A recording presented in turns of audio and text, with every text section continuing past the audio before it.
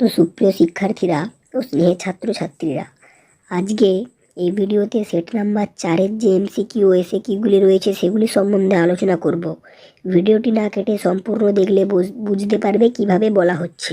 তো ভিডিওটি না কেটে সম্পূর্ণ দেখতে থাকো এবং চ্যানেলে নতুন হয়ে থাকলে চ্যানেলটিকে সাবস্ক্রাইব করে পাশে থাকো। তো এমসিকিউর প্রথম প্রশ্ন, মৃত্যুঞ্জয় স্ত্রীর কেবলই মনে পড়ে, কি মনে করে? উত্তর হবে গয়ের দাগের ফুটপাতের লোকগুলোর কথা। তারপরের প্রশ্ন, মেজো আর ছোটোর জন্য 12 মাস কোন চাল রান্না হয়? উত্তর হবে খয়ের দাগের পদ্মজালি চাল।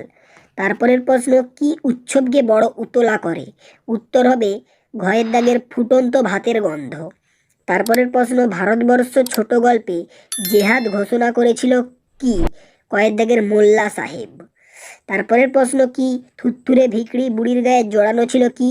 কয়ের দাগের চিটচিটে তুলোর কম্বল।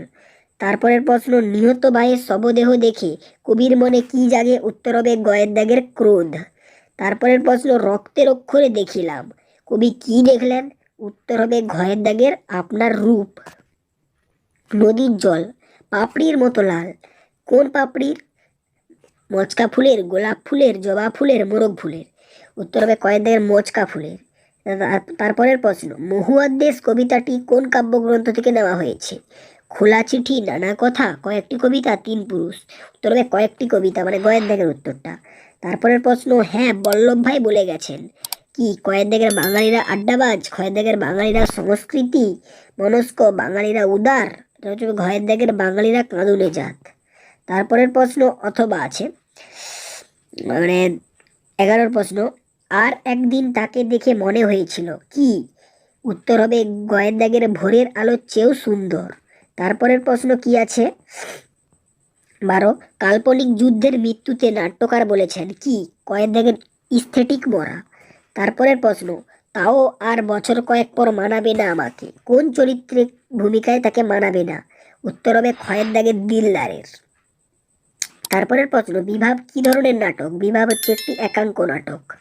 তারপরের প্রশ্ন, আরে গেল কোথায় লোকটা? লোকটি হলো কে? লোকটি হলো রামব্রিজ।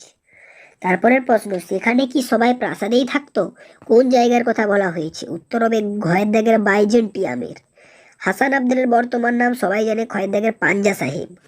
তারপরের প্রশ্ন, মোহনবাগান ক্লাব গঠিত হয় কত সালে? 1889 সালে। তারপরের প্রশ্ন, Indian Society of Oriental Art কে প্রতিষ্ঠা করেন? উত্তর হবে খয়ের দাগের অবনীন্দ্রনাথ ঠাকুর। তারপরের প্রশ্ন, ভারতীয় তথ্যচিত্রে প্রথম তথ্যচিত্রকারকে? উত্তর হবে হীরালাল সেন। তারপরের প্রশ্ন, দারুণ শব্দের আদি অর্থ কি হবে? উত্তর হবে ঘয়ের দাগের কাষ্ঠ নির্মিত।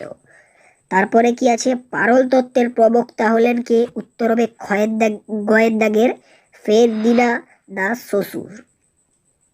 তো এরপরে আছে এসএকিউ টাইপের প্রশ্ন, সেট নাম্বার 4-এর পেজ নাম্বার 70। তো এসএকিউ টাইপের প্রশ্নগুলো দেখে নাও। প্রথম প্রশ্ন কি আছে? তখন সে রীতিমতো কাবু হয়ে পড়েছে, সে কাবু হয়ে পড়েছে কেন? উত্তর হবে মৃত্যুঞ্জয় অনাহারে মৃত্যুর দৃশ্য প্রথম দেখলে কয়েক মিনিট পর সে রীতিমতো কাবু হয়ে যায়, ফলে মানসিক ও শারীরিক কষ্টে অনুভূতি, তাই সে রীতিমতো কাবু হয়ে পড়েছিল। তারপরের প্রশ্ন, পৌষে বাদলা সম্পর্কে গ্রামের ডাকপুরুষের বচনে কি বলা আছে? উত্তরটা দেখে নাও। ডাকপুরুষের বচন হলো শনিতে 7, মঙ্গলে 5 ও বুধে 3, বাকি সব দিন একদিন করে বৃষ্টি হবে, এই কথাই বলা আছে। তারপরে 3-এর দাগের প্রশ্ন কি আছে? কঠিনারে ভালোবাসিলাম, কঠিনারে ভালোবাসার কারণ কি? কারণ সে কখনো বঞ্চনা করে না। তারপরের প্রশ্ন কি? 4-এর দাগের, তেমনি একটি তারা আকাশেও জ্বলছে এখনো, তারাটিকে দেখে কবির কি কি মনে হয়েছে? উত্তর হবে ভোরের আকাশ তারাটির উপস্থিতিকে কবি তুলনা করেছেন গোধূলি মেয়েটির সাথে, কিংবা 1000 বছর আগের মিশরের মানুষের বুকের থেকে কবির নীল মদের গ্লাসে রাখা মুক্তাটির সঙ্গে। তারপরের প্রশ্ন 5-এর দাগের, ঘুমিন চোখে হানা দেয়, কাদের চোখে কি আনা দেয়? উত্তর হবে মহুয়া দেশের কয়লা খনির অবসন্ন শ্রমিকদের ক্লান্ত দুঃস্বপ্ন হানা দেয়।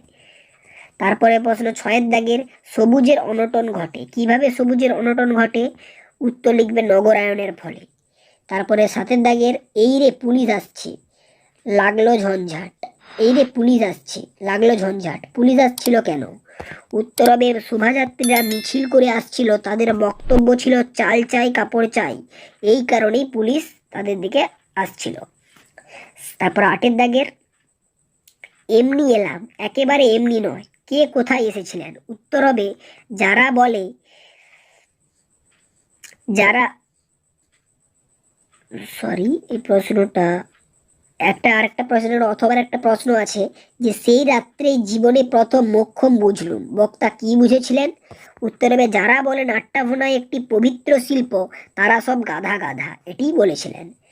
তারপরে প্রশ্নটি আছে যে এমনি এলাম, একেবারে এমনি নয়, কে কোথায় এসেছিলেন? উত্তর হবে সৌম্যমিত্র অমর গাঙ্গুলির বাড়িতে এসেছিলেন। তারপরের প্রশ্ন অথবা এই তো জীবনে সত্য কালীনাথ, সত্যটি কি? সত্যটি হলো যে যার প্রতিভা আছে বয়স তার প্রতিবন্ধক হয় না। তারপরের প্রশ্ন 9 দাগের তারা থাকতো কোন বাসায়, কাদের কথা বলা হয়েছে? যারা সোনা ঝকঝকে লিমা তৈরি করেছিল তাদের কথা এখানে বলা হয়েছে। তারপরের প্রশ্ন অথবা আছে সেকালে ঘন ঘন শাখা হতো, শাখা হলে কি করতে হতো? তো এখানে যে শাখা হলে বাড়িতে অরন্দন হতো আর মেঝেতে শুতে হতো। তারপরের প্রশ্ন বর্ণনামূলক ভাষাবিজ্ঞানের আলোচ্য বিষয়গুলি কি কি? তো আলোচ্য বিষয়গুলি হলো ধ্বনিবিজ্ঞান, ধ্বনিতত্ত্ব, রূপতত্ত্ব, বাক্যতত্ত্ব, শব্দার্থ তত্ত্ব। এই প্রশ্নটি আগের একটি চ্যাপ্টারে ছিল, মানে আগের যে 3 নাম্বার যে সেটটা ছিল সেই সেটে 3 নাম্বার সেটে এই প্রশ্নটা ছিল। তারপরের প্রশ্ন ল্যাড, ল্যাড কি? ল্যাডের পুরো নাম ল্যাঙ্গুয়েজ অ্যাকুইজিশন ডিভাইস, মানুষের ভাষা বলার সহজাত ক্ষমতার উস্কে দেওয়া হলো এর কাজ, ল্যাডের কাজ। তারপরে কি থিসরাস কি? থিসরাস হলো সমার্থ শব্দকোষ, অর্থাৎ তার সমার্থক শব্দ বা প্রতিশব্দের কোষ গ্রন্থ। তো এই ছিল তোমাদের 4 নাম্বার সেট। পরবর্তী সেট পাওয়ার জন্য চ্যানেলটিকে সাবস্ক্রাইব করো এবং পাশে বেল বাটনে ক্লিক করো যাতে পরবর্তী সেটের নোটিফিকেশন তোমরা পেতে পারো। তো পরবর্তী সেট নিয়ে ফিরে আসছি, আজকের জন্য বাই।